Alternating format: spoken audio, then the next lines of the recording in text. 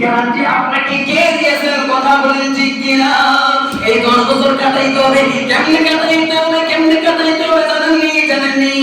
আপনারা আমি ওই যে 10 বছর আল্লাহ রাব্বুল আলামিনের ইবাদতে কাটাবো, এর রুল কি, এর নিয়ম কি, একাধারে কাটাবো না দৈনন্দিন আল্লাহ রাব্বুল আলামিনের ইবাদতে আপনারা আমি 10 বছর সময় কাটাবো?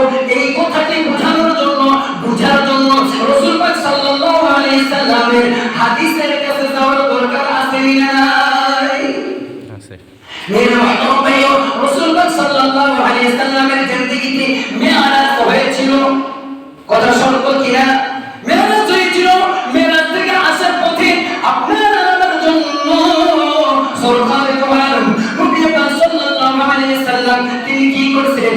হাদিয়া হিসেবে 5 ওয়াক্ত নামাজ নিয়ে আসেন। কথা বলেন ঠিক কিনা? আল্লাহ রাসূল সাল্লাল্লাহু